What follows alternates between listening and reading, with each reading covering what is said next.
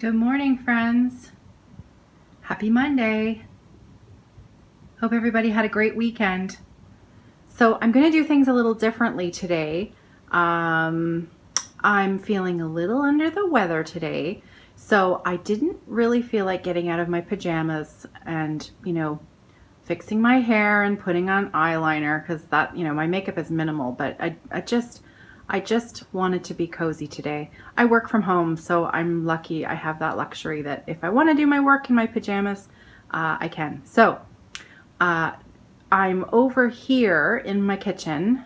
We have a little, it's kind of a weird brick gas fireplace in the kitchen. And these are my kids. And I thought I'd show you, I didn't mind showing you their baby pictures because they don't look anything like this anymore. So I don't think I'm giving away anything by showing you these little pictures. So on the left is Nicholas. Look at his cute little face. Oh, those cheeks. And he is now 9. So that's Nicholas. And there's Sarah. And she is now 16 and a half. And just great kids, both of them. So there you go. Those are my kids. The reason I'm over here at my fireplace today is because this is where my show and tell is. I gave you a sneak peek on Friday. There it is. Isn't that amazing? Oh, I love that so much. So that is a counted canvas designed from Nancy's Needle. And that is the Holiday Tree 4. And I'll put in the exact title, the exact name of that pattern when I do the editing of this video. Sorry it's a bit wobbly, but when I hold it in my hands, it's not as steady as I'd like it to be. But isn't that beautiful? So as you can tell from the title, number 4, she's done a whole series of them. I haven't even looked to see what the recent ones are. I did stitch another one before this, and I'll show you that one next Monday. Another holiday tree. They're so quick for canvas. Canvas work is so fast and so satisfying. And this is actually the very first Christmas that I've had this up in my house because Kathy and Neil at Thread and I actually used this as their shop model for a few years, and in return Neil did the framing job for me as sort of a favor for letting them have the piece as a shop model. I purchased all the supplies and did the work myself, and then Neil framed it for me and they hung it in the store for a few years. And I think a lot of people bought this pattern because of the model. It's just so beautiful. The colors are so rich and vibrant. And I believe he used museum glass, so the glare is pretty minimal. Just beautiful detail. I love the little poinsettia flowers in the corner. Aren't they pretty? It's not going to focus there. Anyway. So also over here in my mantle, I have the Prairie Schooler that I shared with you a few weeks ago. And I did find the pattern booklet. So look, I even have it in my hand. Ta-da! It is Christmas Eve, Prairie Schooler book 158. And I have it on good authority from Kathy Thread and I that Hoffman is re-releasing this pattern. So if we know Hoffman's re-release of Prairie Schoolers, it's probably going to be the same as the other ones. Maybe it's already out. Maybe it's already out and I didn't read carefully enough. I'm not sure. Anyways, good news for those who want to stitch this piece. It's either out or coming out. And just remember, if you don't like, the quality of the pattern, the print, just enlarge it on your photocopier. Keep the original aside. And that really does help reading those pattern blocks. Anyway, so there you go. That's my big show and tell for today. And so what I'm going to do now is I'm going to switch over to my kitchen table and I'm going to set my phone up to record the things that I wanted to show and share with you today. So thanks guys for bearing with me today and not minding that it's kind of an unusual episode for me today. But I figured if anyone would understand wanting to stay cozy in your pajamas, and perhaps maybe try to fit in a few stitches in between work today, you guys would understand. So I'll see you in a minute at the kitchen table. So I have a lot of things to share with you today, a lot of things to show and to talk about. So I made sure that I brought my notes so that I try not to forget anything. Hopefully I'll remember everything. I've had some people email me some questions, which has been fantastic. I love it. So keep that up. If you have any questions about anything I do, just feel free to shoot me an email at caroline@evertote.com. And I'll do my very best to answer them on the videos that I'm doing, so that, I'm very much a visual learner. And if I have a question about something, I really like to see someone show me how to do it. So I hope that this is helpful for you guys too. And it doesn't matter how new you are to stitching, or, even the most hardened veteran stitcher. Maybe you'll, see something that is different from the way that you do it in a way that you'd never thought about before. So I think we're always learning, and we can always learn from each other. So if I'm doing something and you've got a better way to think of doing it, then, let me know. I had someone leave me a comment about how I stop and start, and she starts with the loop method, which you don't have to flip your stitching over to the back in order to start it. You can start right from the front. And because I loop my thread over one long length into two, that's another way to do that, to use that one long length. I do prefer to bury my threads in the back, and I prefer to have my needle towards the loop of the two strands, because that way I can use right up to the very last little teeny tiny bit of thread that's on the end. But I really appreciated that she took the time to share those tutorials with me, because I like to learn new things as well. So I had a question from excuse me, and I'm not sure what your first name is, but your YouTube name is Jinmole53, and you asked, how hard is it to learn how to stitch two-handed? And my answer to you is that it's not hard at all. It just takes a little bit of practice. It does feel awkward at first. As anything new feels a little awkward. But once you get the feeling of that motion of how I do it is I'm right-handed. So my dominant hand is underneath the fabric and my non-dominant hand is on top.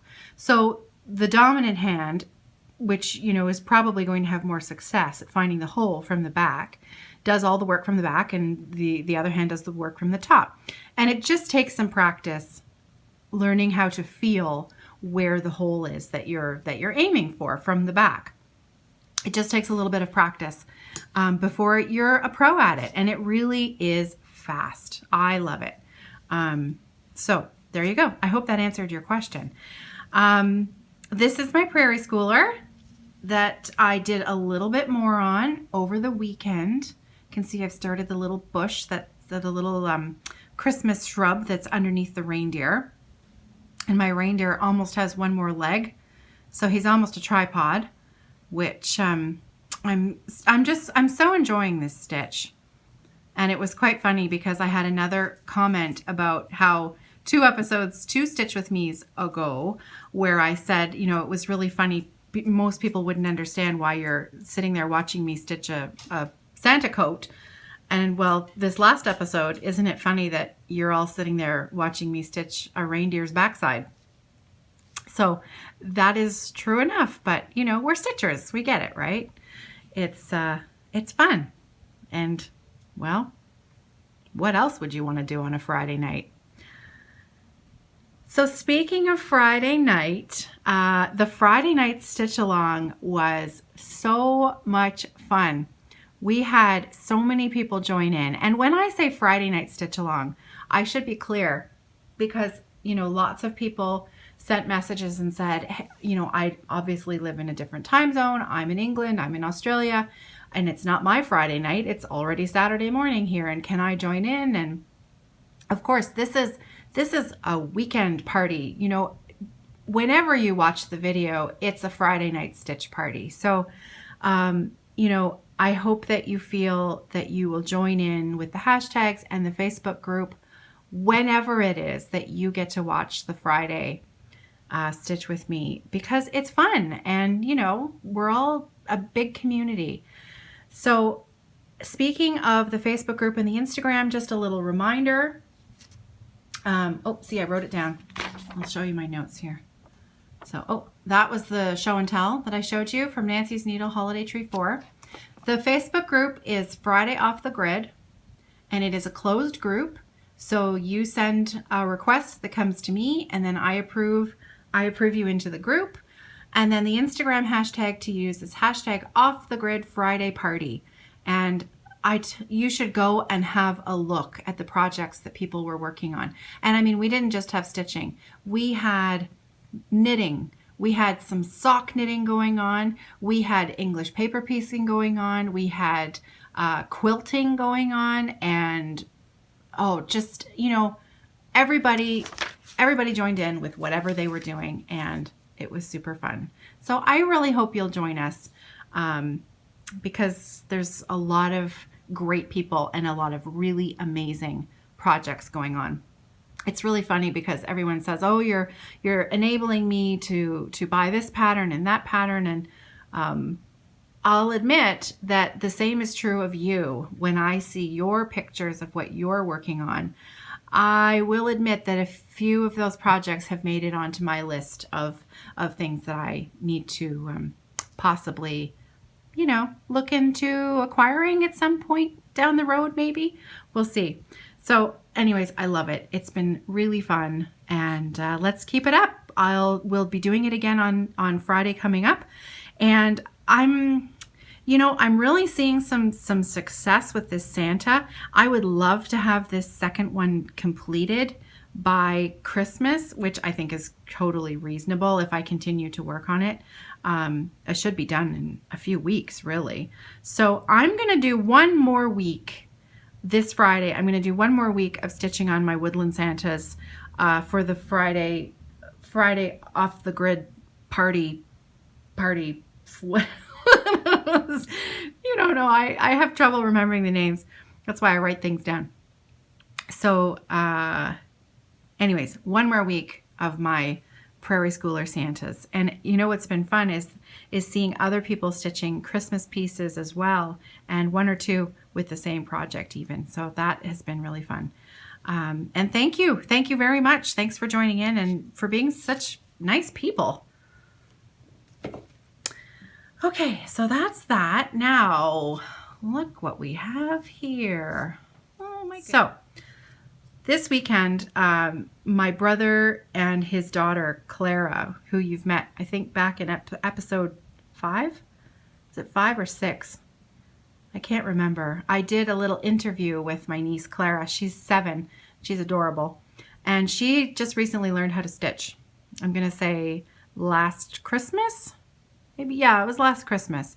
And so she has been working away on her couple of projects and wanted to start, well, she didn't know that her mom had tucked a new project into her bag. And I thought, well, since Clara gets to start a new project, I get to start a new project too. It's only fair, you know. So this is the Little House Needleworks Main Street Station, and it is from the Hometown Holiday Series, and it's chart number 2. And I have had this in my stash for a long time. Probably when it first came out. I think they're from 2013. And I bought this probably the first year that it came out. And I have a number of the charts that are, not all of them, but I have a few more of this series. And what I'd like to do with this is actually make it into a bag for myself, make it into a wedge tote. So I'm going to do the stitching and then turn it into a bag. That's the plan. So, but then what was funny was after I started this, I started seeing everyone on Instagram was stitching the Hometown Holiday series. And then, of course, I realized I'm way behind on Flosstube, and Priscilla and Chelsea have started a stitch along. I haven't watched their episode yet that talks about this, but from what I gather, it's either the whole series or pick a chart and stitch that, and it's a stitch along with Priscilla and Chelsea. So, of course, right when I start this, there's a whole community of other people stitching the same pattern, which I love because, it's really, really fun to see what other people have chosen to change theirs or keep it the same, or how they're going to finish these things. They're just so much fun. Okay, so when I was kitting this up, I thought, now that I've been doing these podcasts, when I'm working on what I work on, I always think of, I should tell the podcast, or, they'd really like to hear this. And it's really funny to me because I want to share everything with you. So I save up these little tidbits, and that's why it's been nice doing 2 episodes a week, because I have a lot to say. So when I was kitting this up, I thought, I decided I wanted to do it completely from things that I had in my stash that I wanted to use up. I didn't want to buy anything new for this. So I found a piece of fabric in my stash that was given to me by my friend Adrienne, who is not a fan of linen. She bought this fabric to do, I think it was another Little House project or a Cottage Country. I'm not sure, but she really doesn't like linen. She's an even weave fan. And I'm going to talk a little bit more about that in a minute.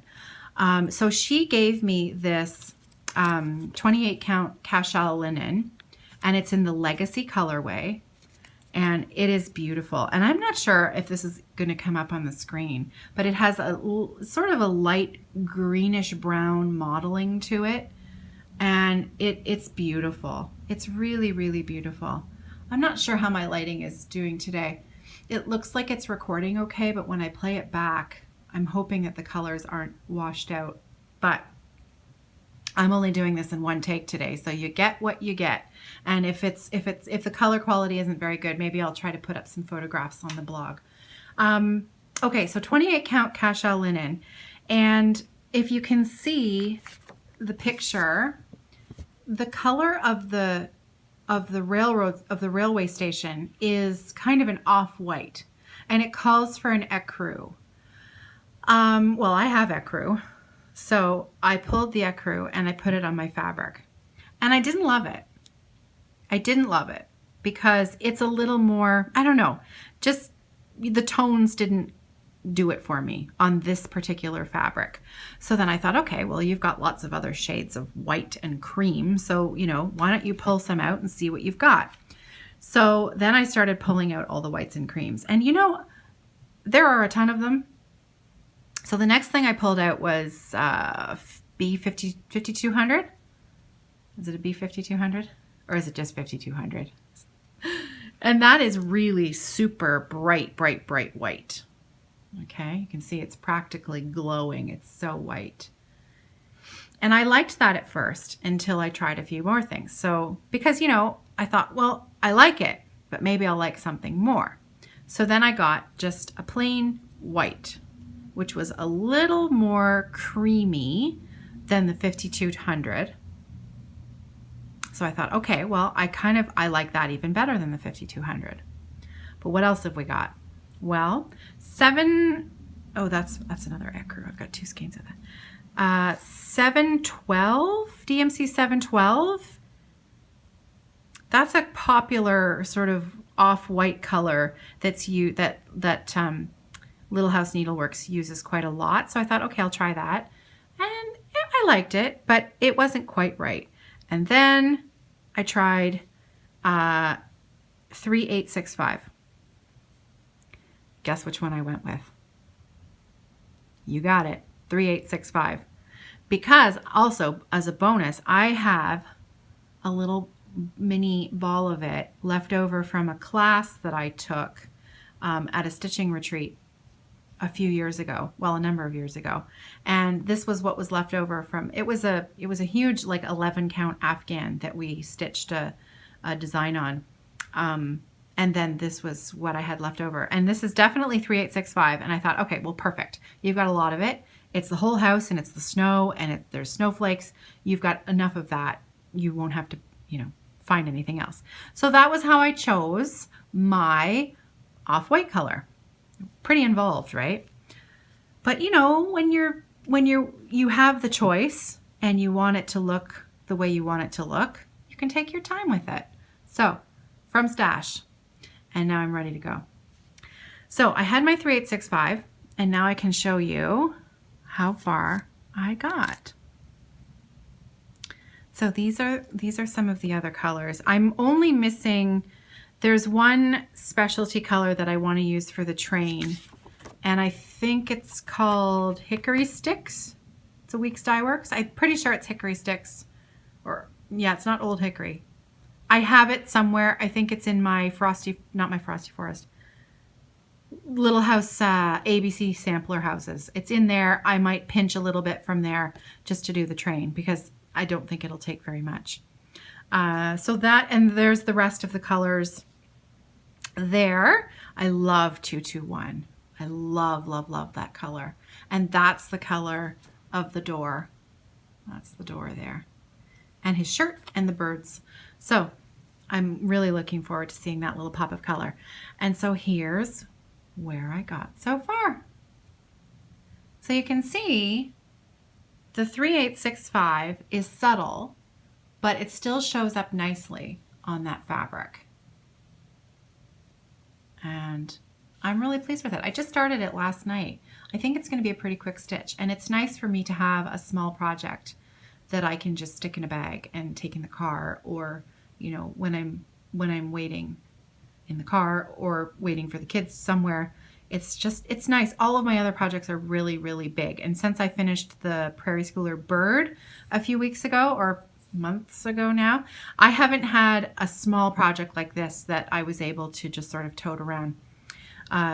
Sampler Cove's Dido is small-ish, but it's not sort of this size. And when I work on a small project like this on a Q-snap, I don't want to have to move the Q-snap. I want the whole design in the area, and I just want to stitch and go and be done with it.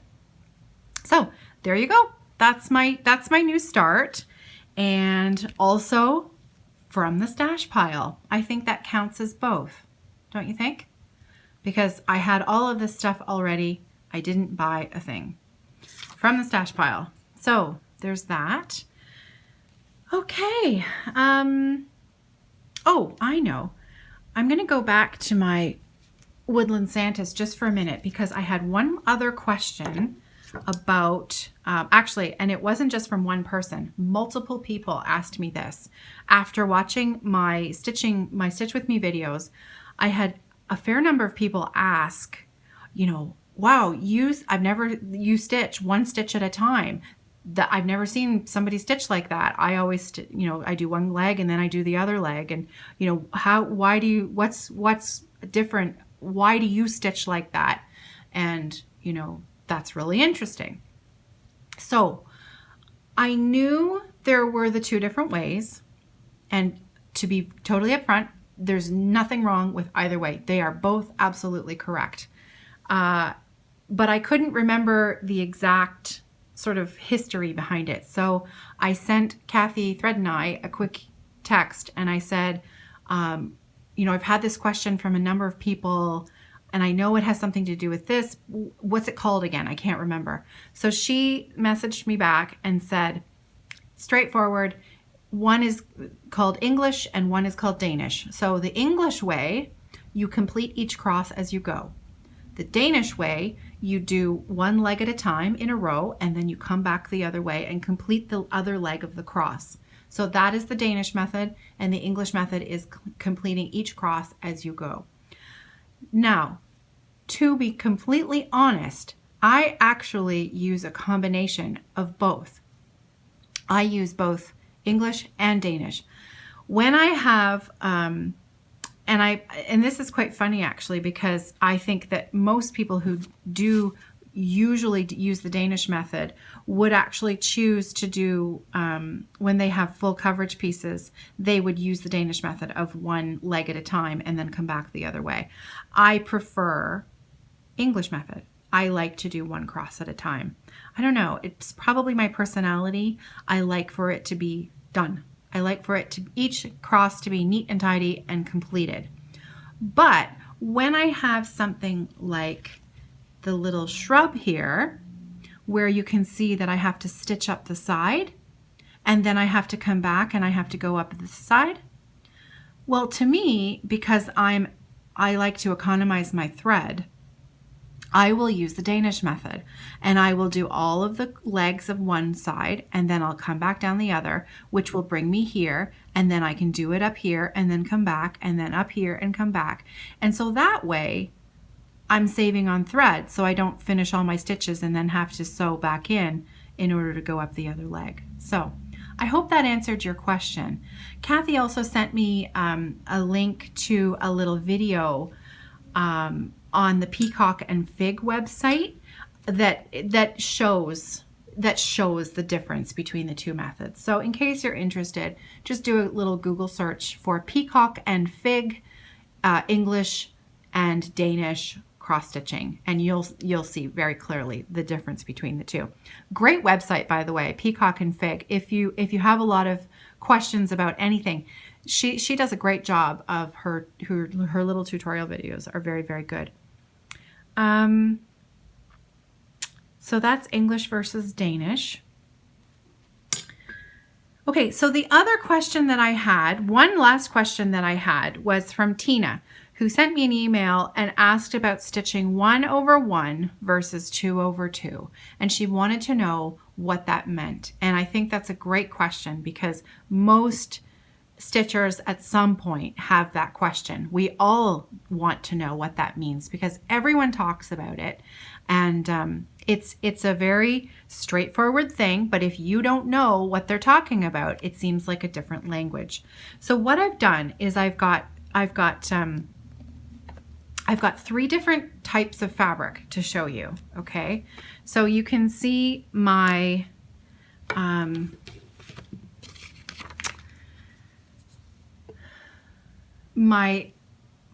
what's it called again? Hometown Holiday. The Hometown Holiday piece is on a 28 count linen. Linen is a natural fabric, so the lines on the threads in the fabric are not always even, okay, because it's natural. So you will have a thin line and a thick line, or 2 thin lines and a thick line. Sometimes you'll also find little what are called slubs in the fabric. You can see there's a couple little teeny tiny slubs up here, and that's because it is a natural fabric, and well, that's going to happen. And I love linen. For most of my projects, I usually choose linen, but you know what? I also love even weave, and that's the next thing I wanted to show you. So this project here that I'm working on, this is an ink circles piece, and I forgot to bring the card with me, so I can't remember. I think it's Forest Flower. Let's go with that. Ink circles. I'll edit it in, the title of it.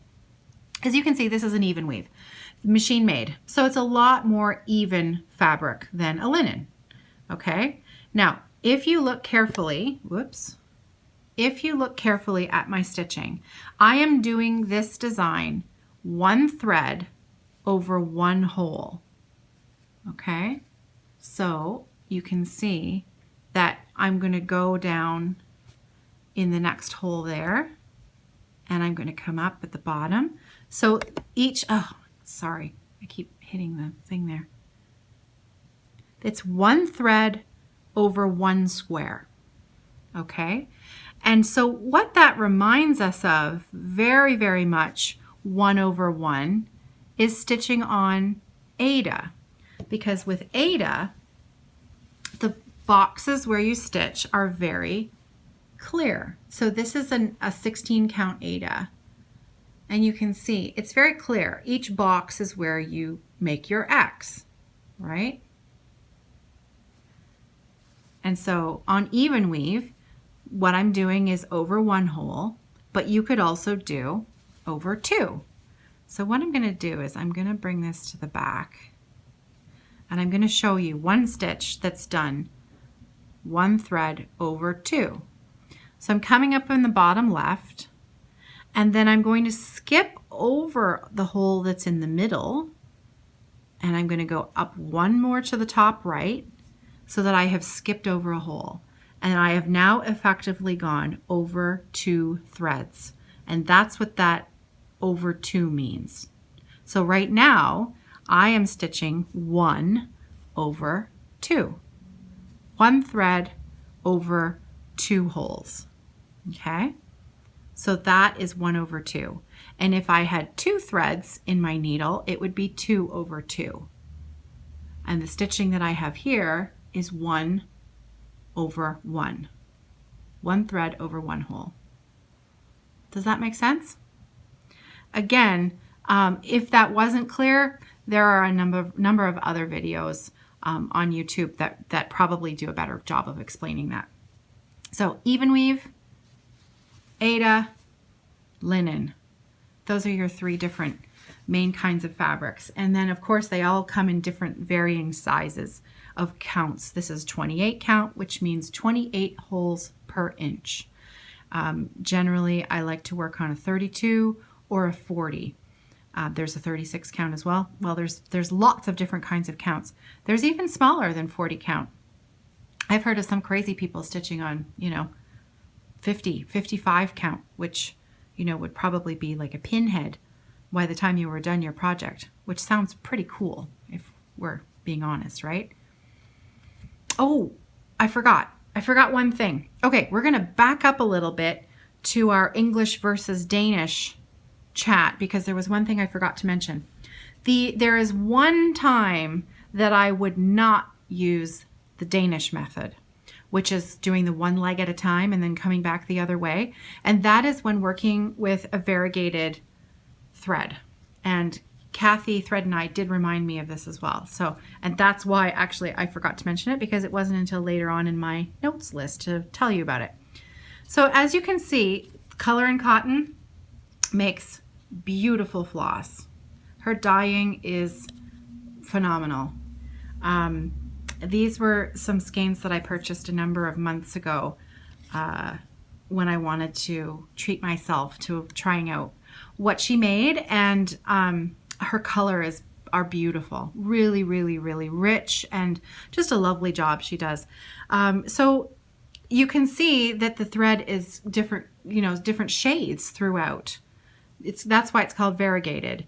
And I would not use the Danish method for this because if you do that, you lose the variegation that your thread is giving you. And that's kind of the whole purpose of buying a variegated thread, is so that you can see those subtle color changes. You can see in the tree here, you see how the tree is all different shades of green? That's done with a variegated thread. And if you did the Danish method to stitch that, you would lose that variegation. So anyways, just my 2 cents on when I probably wouldn't use the Danish method. So again, Color and Cotton, love her stuff. And she has no idea that I'm saying this. So she didn't send me anything or pay me any money. I just like her stuff. So there you go. So let's see what else. I think that's almost it, except for the little bit of stash acquisition that I did last week that I mentioned that I couldn't help myself to tell you about on Friday. Was I've had this pattern in my stash for a while. This is Ink Circles Tapestry. Oh, it is just phenomenally gorgeous, you guys. Just so beautiful. And I have been meaning to kit this up for, well, ever since I bought it. Ever since I bought it, I've wanted to do that. So last week I met Heidi, like I said, at Heidi from Stitching 1 over 2, who is like one of the nicest people you'll ever meet. If you haven't watched her videos, do yourself a favor because they're a treat.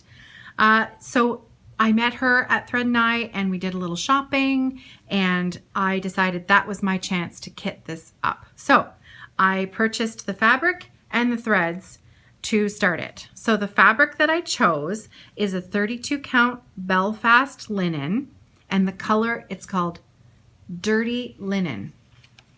Isn't that a great name? It's Dirty Linen. Ta-da. Oh, look at that color.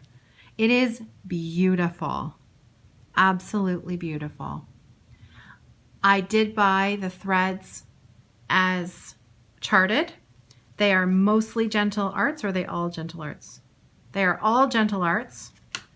And I'm only missing one. I think Apple Cider is the one that I'm missing. So there are my colors. Aren't they beautiful? This mustard, that green. Can you see them? Oh my goodness. I'm so excited about this project, you guys. I know I said I was going to wait until New Year's, but there are a number of other people who own this pattern and also would like to start it as a stitch along.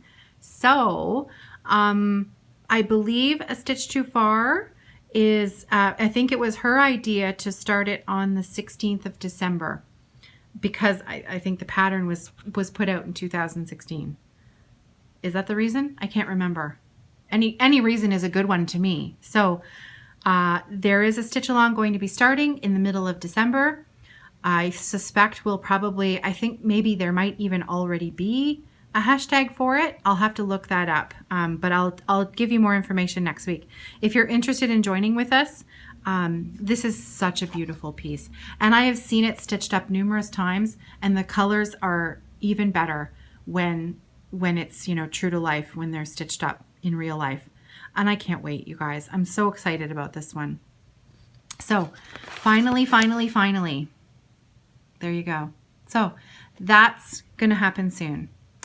The other thing, just one last thing to mention today, because I think she's a pretty cool lady in Australia. This is an Instagram account that I have followed for a little while, and we've gotten a little friendly.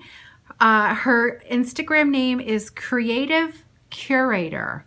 And I'll put how to spell that on the screen because I think you're going to want to check out her feed. If you're on Instagram and you're not following her already, she has the coolest job ever. She is a museum curator. I know, right? Doesn't that sound cool? I think her job sounds amazing. And she is also a really fantastic crafter. You know, she sort of took the reins when I showed my English paper piecing before, and I think like the next day went out to a local quilt shop and bought some supplies and immediately taught herself how to English paper piece, and since then has gone gangbusters with her English paper piecing and really producing some beautiful things. She's also done some black work. She has recently finished stitching a Christmas ornament and that's actually the main reason why I bring her account up today, because it's that time of year. We are all thinking about Christmas ornaments if we're making them, if you celebrate Christmas, or if you give them away as gifts. We are looking for those different ways to finish those little projects and how to display them. I know for Vana, the Twisted Stitcher, has some amazing tutorials. They are very clear and easy to follow. And of course, in, you know, typical Vana fashion, she's just the loveliest person ever. So if you're looking for some finishing videos, check hers out. But also Creative Curator posted a lovely post, I think it was just yesterday, where she showed a nice little collage of photographs of how she is going about finishing this little ornament that she just stitched. And I thought it was a pretty clear demonstration of what to do in a very sort of quick pictorial fashion. So I thought you might like to see that. Other than that, you know, as always, there are bags in the shop. If you're interested, www.evertote.com is where my sister-in-law Kathy and I sell our bags through Etsy. That website will take you directly to our Etsy shop. I have a blog, www.offthegridneedlearts.com, and on Instagram I am at offthegridneedlearts. Also, Evertotes has a page at Evertotes.